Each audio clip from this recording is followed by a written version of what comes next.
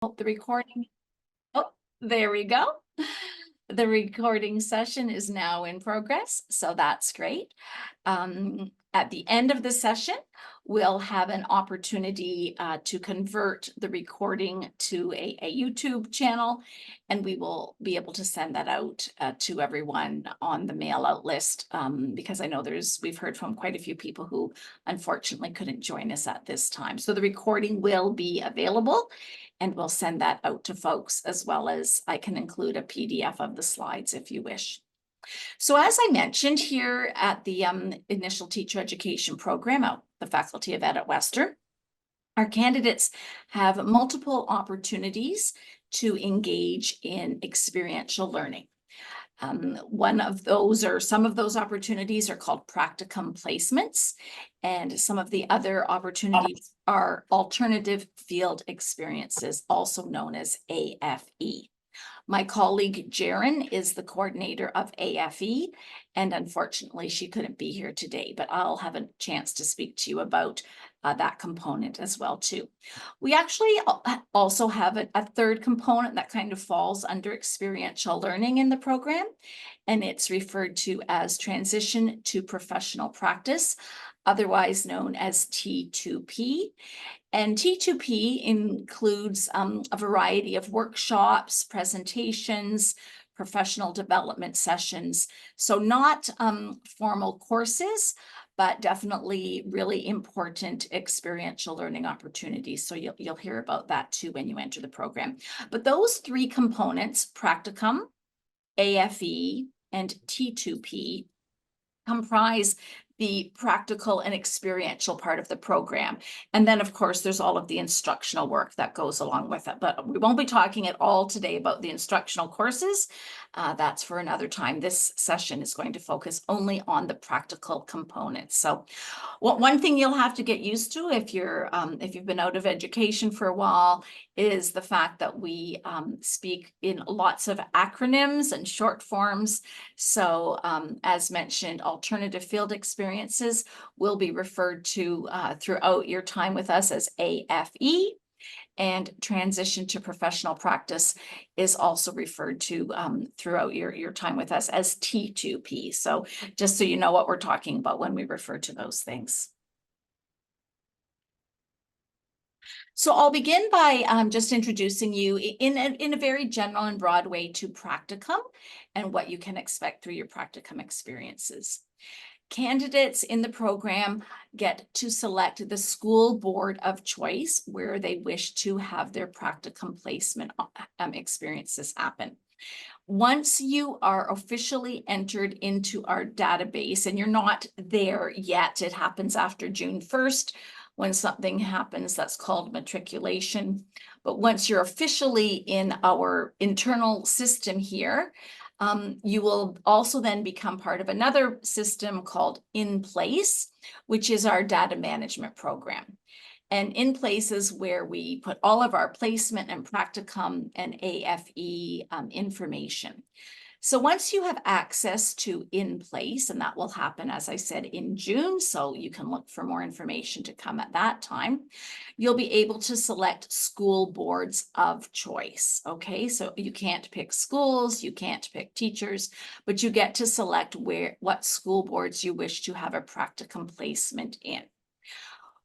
Our school boards, there are two ways in which the placements happen. For some school boards, we manage the list of associate teachers, and we will actually do the matching for you. And there's only 3 school boards that we actually manage the list of associate teachers, and that would be locally here, Thames Valley District School Board, London District Catholic School Board, and then the Waterloo Region District School Board. We have a database of teachers, and we can do the matching, and I'll talk a little bit about that later on. For all of the other school boards that we are partnered with, and we are partnered with over 40 school boards for practicum placements, we give them a list of names, and those names go to their board person, and the board then does the matching process for us. But whichever way happens, either we do it or the school board does it. processes and outcomes are the same. So there are slight differences, but basically the expectations and what everybody needs to do looks the same no matter which board that you are in, okay? So you get to pick the school board, and then after that, the rest of the job is up to either our office or the school board itself, okay? Candidates cannot try to find their own placement. That is a policy and a process that all school boards have in place across the province, including locally. Candidates should not be trying to contact schools, should not be reaching out to associate teachers. That's just too overwhelming. And as I said, there's lots of processes we do have to follow out of respect for the partners we work with. There's many faculties of education in Ontario. The faculties of education share school boards and share placement opportunities with school boards. So it's really important that we follow that pathway. So we provide lists of names to school boards, and the school boards do the placement for us, okay? When you get access to In Place, you get to pick your first school board of choice. And 95 out of 100 times, we are always very successful in finding a school placement within that first school board of choice. But there sometimes are situations where if there isn't a suitable placement available in your first school board of choice, we would then go to your second school board of choice. So once you get access to In Place, you will see that you can pick 3 school boards. So if we couldn't find you a placement, suppose Thames Valley District School Board was your first school board of choice. If for whatever reason we could not find a suitable placement for you there, we would look at your second choice. And if your second choice was London District Catholic School Board, then we would look for a placement for you there. Okay, so you get 3 school board choices.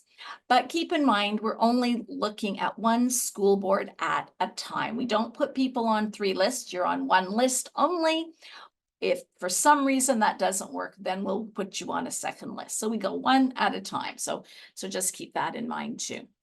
As I said, we typically don't have any problems with the first school board of choice, but sometimes depending on what subject area you're teaching, there may not be something available. And I will talk a little bit about that. One thing that you have to be prepared to expect is that because you are picking a school board of choice, you have to recognize that you could be placed anywhere within that school board region. And some school boards, of course, are very large geographically. We do get to narrow down sometimes the locations. So for example, in the Huron-Perth District, Catholic District School Board, you might select Goderich, or you might let us know that Goderich is kind of your preferred region. Stratford might not be convenient for you to get to because it's very large geographically. But you have to know that you are placed within the school board. So towns or cities might be given to us, and we might be able to share those with the board, but there is no guarantee whatsoever that the placement will be assigned or determined based on location, okay? Even here within the City of London, Thames Valley is certainly our biggest school board partner. They have hundreds of schools within their region and within their district, but not all of them are within the city. Some of them outside the city, Dorchester, Lucan, Delaware, and then into Elgin and Oxford County as well. So you have to know that our practicum process goes by school board. So you do have to be prepared to travel perhaps. We are fortunate, certainly locally, that many of our schools will often take multiple candidates all at the same time. So, if necessary, there may have to be some ride sharing or something, but it is the responsibility of the candidate to make arrangements to get to the school location. Another thing to keep in mind, it is possible sometimes for Practicum 1, not for Practicum 2 or 3, but sometimes for Practicum 1, teacher candidates might be given a shared assignment, meaning 2 teacher candidates could be placed with 1 associate teacher. That is actually a really neat and unique opportunity to have. In Practicum 1, you don't have to do a lot of teaching. You certainly aren't teaching a whole day. You by the end of the placement, you'll be teaching part of the day. So there's still lots of opportunities for each of the candidates to have their own time to teach independently, because the day will be set up that way. So just keep that in mind. That is a possibility for practicum 1 and 2 as well. At the end of the practicum, you will receive a final practicum report, and that is the determining factor whether or not the practicum has been successful. In other words, whether you've passed the practicum, okay? Practicum and AFE are set up to be listed like courses in your registration. So just like courses, we have to be able to assign a passing grade for transcript purposes. So at the end of the practicum, the final practicum report is what we use to determine whether you've passed the practicum. Partway through the practicum, though, you will receive a written report midway through, what we refer to as formative feedback. That will be given to you partway through the practicum as well. And we certainly expect that ongoing throughout the practicum on a regular basis, you'll get lots of feedback for your growth and for your learning and for your reflection, okay? But we know the practicum has been successful and is over once we've received a final practicum report. That's what we need to be able to update transcripts and records that you've successfully completed practicum. Practicum reports, as noted, come back as satisfactory or unsatisfactory. That is the same with all of our courses here at the Faculty of Education. And once again, I won't speak about the instructional side of things, but our program about 5 years ago, I guess now going into 6 years ago, we changed our instructional classes also to be pass-fail, which will be very new, I would expect, for most of you coming from pardon me, other programs and other undergraduate degrees where you're used to getting grades 79, 82, 94.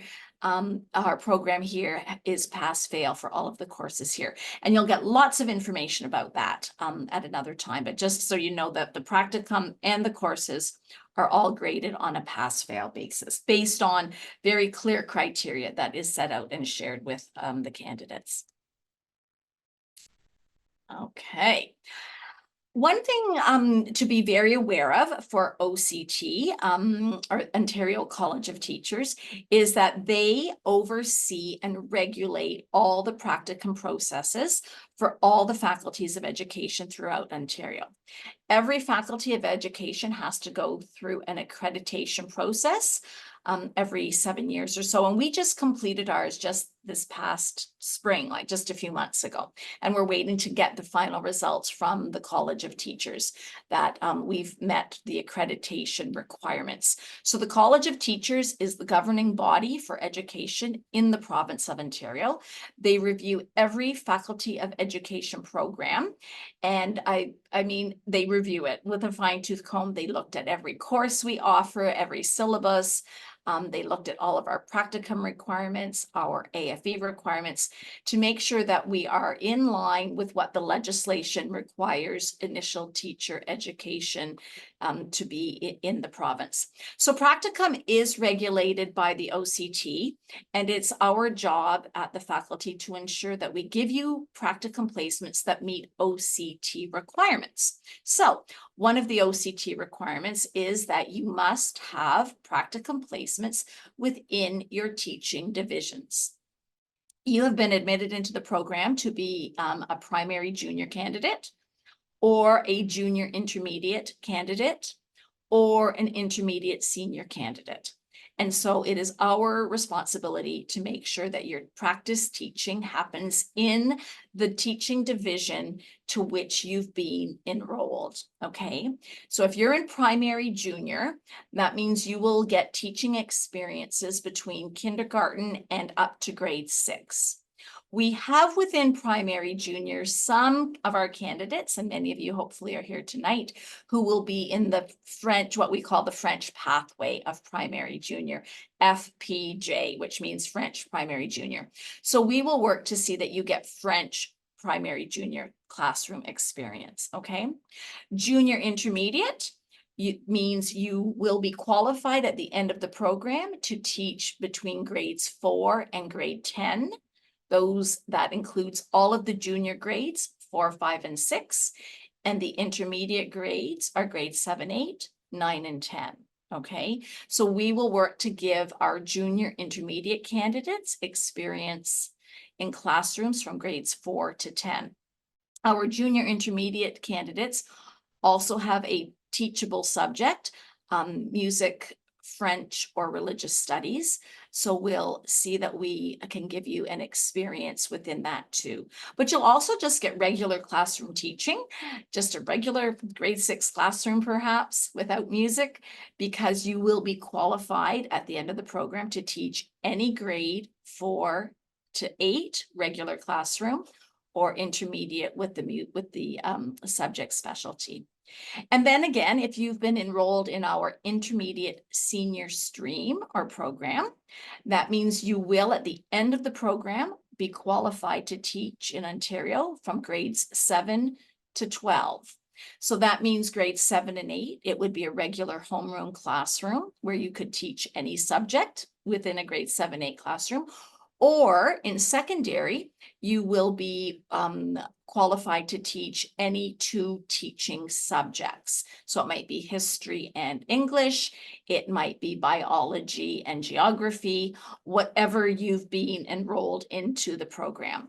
So all that information about your enrollment gets shared with us, and then it is our responsibility to ensure that you are given practicum experiences within your teaching divisions, okay? So if you're in intermediate senior, it's quite possible you'll have a grade 7, 8 experience.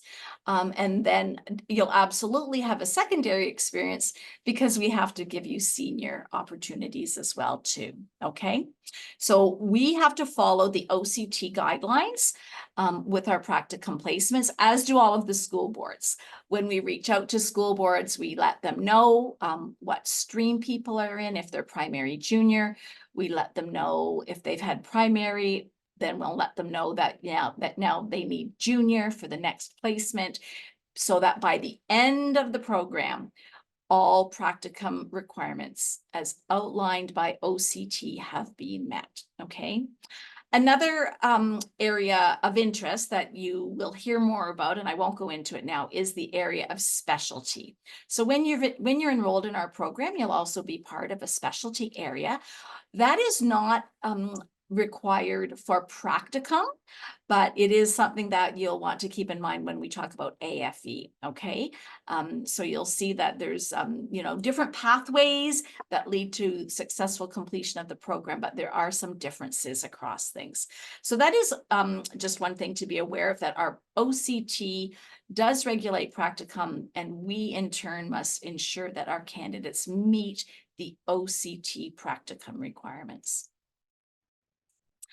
As you get entered into the program, you will hear more about documentation that needs to be submitted as part of this program. We'll be collecting lots of things from you over the next few months. Related specifically to practicum, I do want to draw your attention to the fact that all of our school boards will require our candidates to have a police record check with vulnerable sector screening, sometimes referred to as VSS. Once again, we speak in acronyms here. So if you hear anyone talking about their VSS, that really does mean your police record check that must include vulnerable sector screening. There's 2 kinds of police record checks, and school boards do require the one that has vulnerable sector screening. We will send more information to you about that, but I just wanted to draw it to your attention. A couple of things to know about that. Don't order it until after June the 20th, because it has to be good for a full 6 months, and your first practicum will end December 20th, which means we don't want your VSS to come to us prior to June the 20th. We don't want it to expire before December 20th, okay? So once we send you information about that in June, I recommend you go about looking into that. It has to be ordered from your police services where your home residence is. So you'll have to look into that.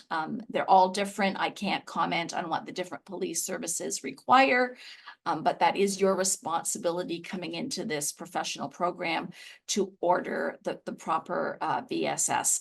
And once you get access to In Place, that will happen also in the summer, then you'll just be able to upload that document. Once you receive it to In Place, we will review it, we will verify it, and we'll know that we've got it on file ready for placement, okay? I do recommend that you certainly don't want to leave this too late in the fall. We have to have these in place in advance. For some of our school boards, when we give them a list of the names of people who want to go to that school board, they will ask us very clearly, does your candidate have a VSS on file? And so we need to have that in advance. So there's lots of things to be done to ensure that all of that gets taken care of in a timely manner so it doesn't slow down the placement process. So more information about that will come over the next few weeks and months, but just something to be aware of, that you will be required to order and provide that to us during the summer and certainly into the early part of the fall when we begin working on placements. As mentioned, this is certainly a program that we take great pride in, and you will hear us speak a lot about the professionalism that comes with being a part of this program. You've heard me speak about the OCT, the Ontario College of Teachers. If you haven't had a chance to look at their website, I encourage you to do so. There's two really important documents or references on their website. They talk about the standards of the profession and the ethics, the ethical standards of the profession and the ethical standards of teaching. And they talk about the kinds of things that help teacher candidates and teachers in Ontario be successful. So I just draw your attention to this slide here. Care, respect, integrity, and trust are woven into everything that we offer here within our faculty. And so that's something that you'll hear about certainly while you're on practicum.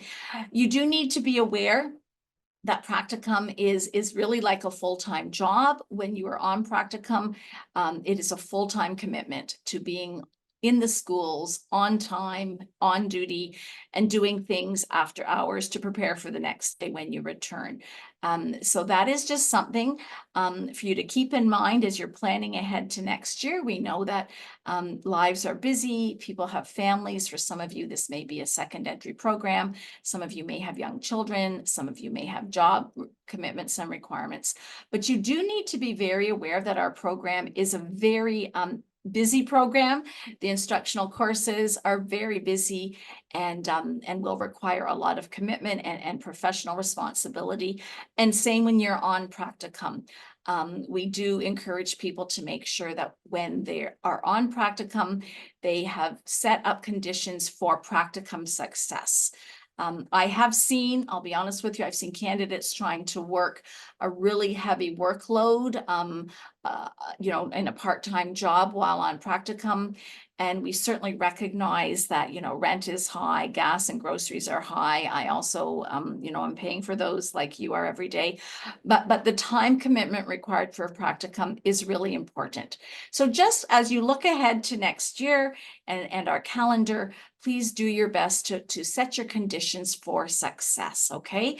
Because practicum can be very demanding. So we'll want you to show good skills of organization, flexibility, within your life to get to practicum on time and to do what will be required of you while you're on practicum. So planning ahead is something to be very aware of. Another thing I just want to mention is that all of our associate teachers they invite our candidates into the schools. We are their guests. And that's something that we don't take lightly here at the Faculty of Education. We're so grateful. We have thousands of associate teachers, over the year that will welcome our candidates into their schools and do so very, very willingly. Principals have a big part to play in the practicum process. They nominate teachers who they recognize as being good mentors, good role models, good coaches, good facilitators. And so it's a real synergy and very positive relationship that we have with our partners across the province. As noted, when we work with other school boards, we have not necessarily come into personal contact with those associate teachers who welcome our candidates, but we do know that the school board has done a good job of recruiting people to host our candidates.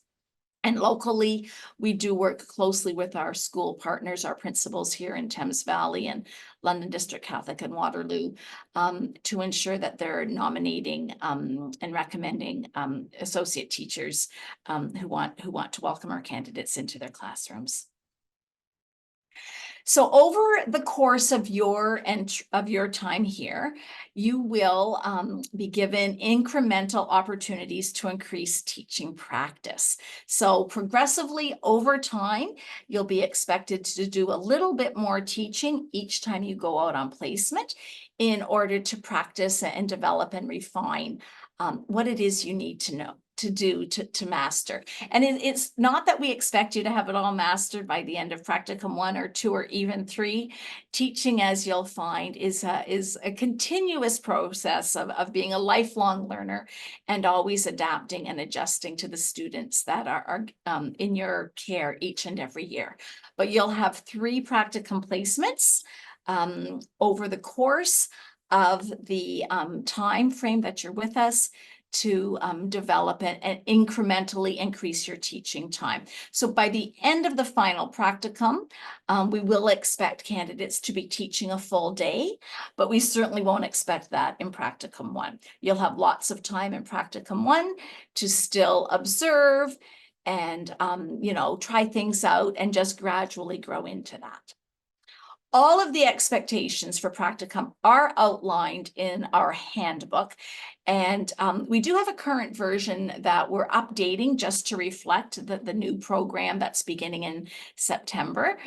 So you will be given that, and it is required reading, so we'll get that available to you so you can spend some time reviewing that. And it breaks things down in far more detail than what I'm providing with you tonight as well. When I send out the recording, I will also send out another Q&A document that I've put together just to summarize some of the things that I've been talking about today as well too, okay? I am going to move on. I see there's some things in the chat, but I'm just going to keep the slideshow going and then we'll see how long this has taken. Supplemental to practicum, which is formal regulated practice teaching, regulated by the College of Teachers, we have other unique opportunities that candidates get to participate in called AFE. And over the course of the program, by the end of the program, you will be required to complete 210 hours of AFE experiences. And it's a community-based experiential learning opportunity that looks different from practicum. So it could be in a school, and some of our candidates do return to schools to do AFE experiences, but we have candidates doing all kinds of neat things for AFE so that they'll get to experience, lesson planning or developing programs, working with students, working with community groups, teaching in a slightly different capacity, not formally in the front of a classroom, in front of a group of students. So you'll get a more formal introduction to AFE in the fall with Jaren, who will outline all of that for you. But I want you to think of it as a supplement or a way to complement what you're learning in the practicum experience. So for example, in practicum, we don't give practicum placements in the resource room. We can't do that. That's an OCT requirement. We can't give a placement in a resource room with a learning support teacher. But you could return to a school and have perhaps an AFE experience in the resource room, which we recognize is a really, really cool and valuable part of developing your teaching skills. So it's supplemental and complementary to anything that happens within the practicum experience. The other neat thing about AFE experiences is that you can have an AFE experience that is paid. Practicum is not paid. It's fully an unpaid voluntary experience under the direction of an associate teacher at all times. The AFE isn't regulated by the College of Teachers. It's regulated by our program requirements. And so it just is a little less formal in that it's more open and creates really awesome opportunities. You do have to complete 2 different AFE experiences, one for 90 hours in total and one for 120 hours in total, to give you a total of 210 hours over time. And you may recall at the beginning, I talked briefly about you'll be enrolled in a specialty area, and one of your AFEs will be must be connected to your specialty area. We have 7 specialty areas. You will hear more about those over the next few weeks, and you'll get to select which specialty area you want to be in. Some of that information, as I said, will be forthcoming. So just sort of tuck that into the back of your head that one of your AFEs must be done within something that's related to your area of specialty. Practicum must be supervised by a certified College of teacher in Ontario. AFE does not need to be supervised by a teacher. So once again, it's not quite as rigid or quite as formal as practicum, but you will have to have a supervisor who will simply oversee the project or whatever it is that you're working on, and who will be required to provide a final supervisory report. But it's not an evaluative report like practicum. It's really just a confirmation report that you did what you said you were going to do. You met the requirements based on hours and based on goals. And so it's not quite as rigorous as what a practicum report would be like. But once again, we'll get that back at the end of the AFE experience so that we know you've successfully met that program requirement. So just for your calendar purposes, I don't know if you've seen our calendar yet, but your first practicum is in November, begins in November. So you'll come in September, you'll have term 1 of your coursework, and then you'll be going on practicum 1. Throughout September, we will start the practicum placement process. So that's when we will actively be working with our school board partners. We will know what your school board of choice is. Your first school board of choice, we'll know what that is. We'll be preparing our lists to send to school boards.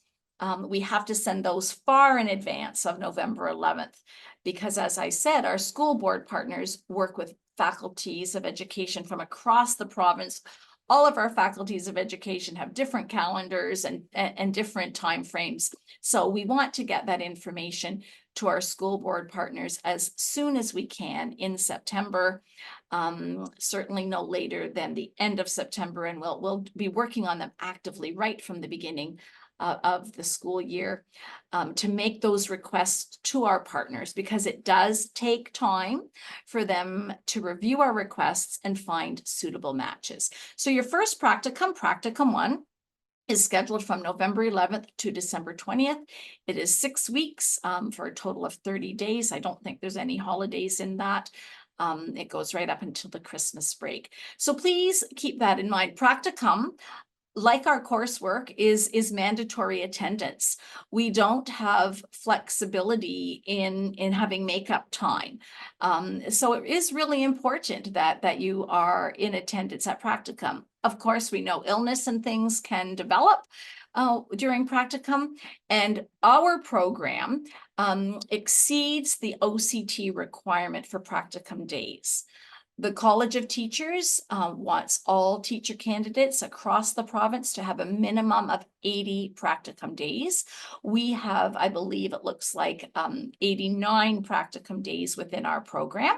So we've got, you know, a little bit of flexibility. Should some people have illness and that, it does happen. We recognize that. But it is important that you are available for practicum as scheduled. Okay, we don't have opportunities to slot it in at another time of year, because that's when you're here at coursework. Okay, so please plan ahead knowing these are the dates. Your second practicum comes in March, so you'll have term 1 of coursework and then practicum 1 and then a Christmas break. Then you'll come back in January for term 2 of your coursework, and then you'll have practicum 2. Between the coursework and practicum 2, there's a few days, I've got them noted here. ESC is our Educational Student Council Committee. Hopefully some of you might want to participate in that. And they run some really awesome conference days where there's really cool professional workshops and guest speakers and things like that. The program they put on this year was second to none. It was just outstanding additional professional learning. So there's a few conference days in March, and then practicum 2 will begin. So it begins actually on a Thursday after conference days are over, and it goes through until May the 9th. So it looks like a long time. There's some Easter days in there, I think, as well. So if I check the calendar properly, it looks like it still equates to 30 teaching days, but it's just spread out a little bit longer because of some short weeks due to Easter holidays coming up. And of course, we follow the school calendar when we're in practicum. So if they have a school holiday, then you will have a school holiday too. So that will be practicum 2. At the end of practicum 2, then you'll transition to term 3 and term 4, and they also then include experiential learning. The AFE block of time is scheduled next year from June, July, and August. And as I said, Jaren will have lots more to tell you about that. But because it's a new program, which is 16 months consecutive, we still have this significant experiential learning opportunity called AFE. So that will be scheduled during that time. And you'll hear much more about that early in the fall from Jaren. And then practicum 3, your final practicum, is scheduled for the following September of 2025 until October the 10th. Another 6-week practicum. It goes around, I do believe, Thanksgiving weekend. I think that's why it shows 29 days. And then you'll be finishing up term 4 and all of the components to bring the program to an end in November and December of that year. Okay, so please make note of those dates. The fact that we're all new to this, it is a new experience as we go into this new program for 16 consecutive months. As noted at the very beginning of the presentation, we are accredited by the College of Teachers. So we had to get very creative in moving courses and classes around to see when they could best land to support this new model of learning. We have changed it. You may be aware that our current program, our current students have 4 practicum blocks. We've changed this to 3 practicum blocks, but extended them a little bit. So it's a new experience for us too, but those are really important dates to keep in mind so that you can be available for the opportunities that have to happen during that time. Okay, so that's the calendar. Just referencing AFE and similar to practicum, all of the places where our candidates go for placement, whether it's practicum or AFE, they have to be approved locations. And it's a University of Western Ontario policy that we have an affiliation agreement with those site locations. Okay, we just don't send students anywhere.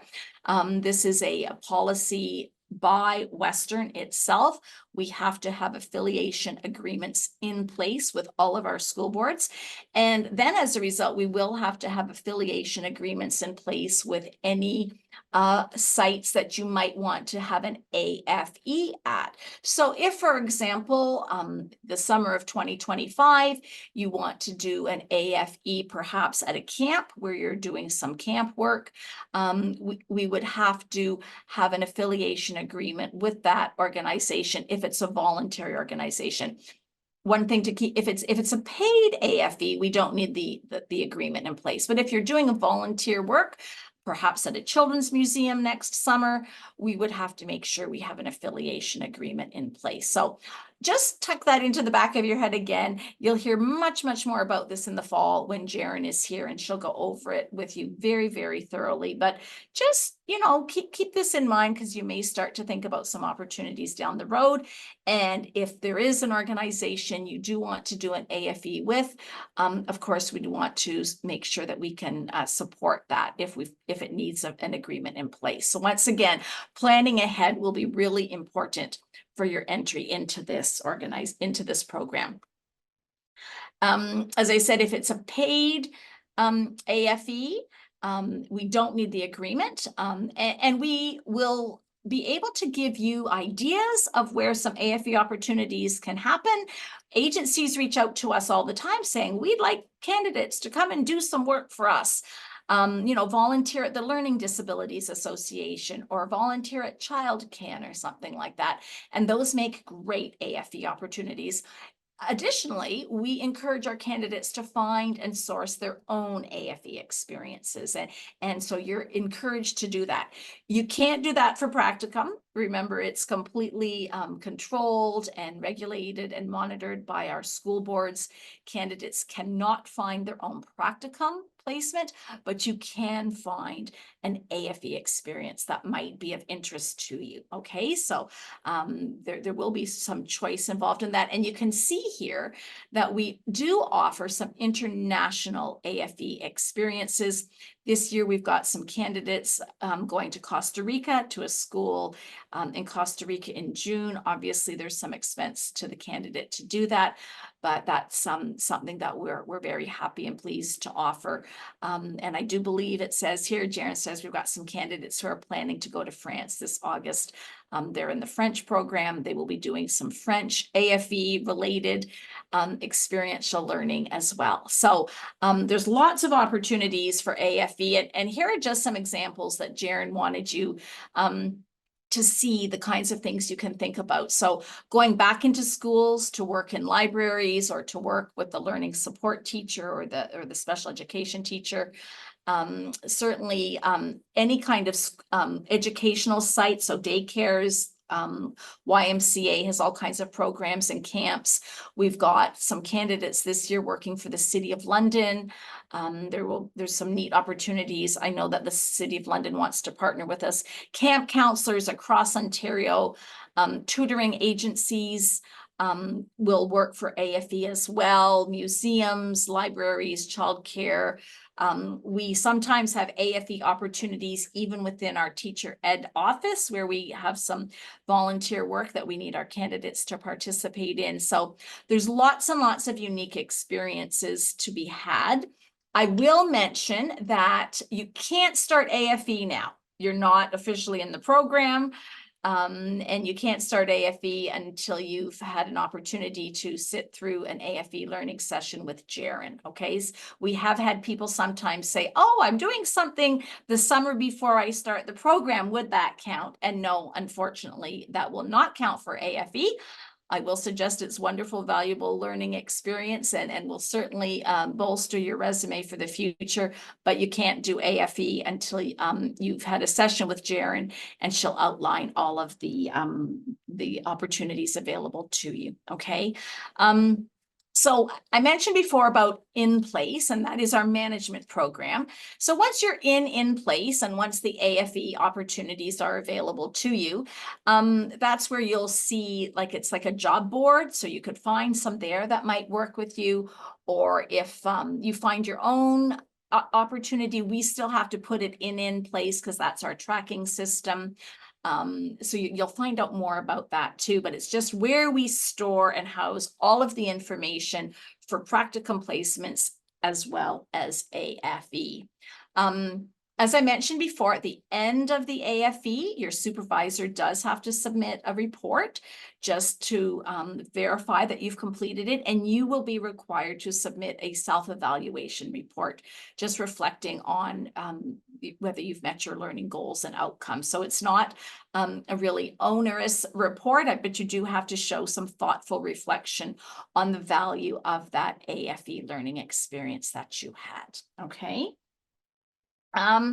So just a few things. These are some things that, I've made some reference to, and you'll hear us talk a lot about this as we go through the year with you next year.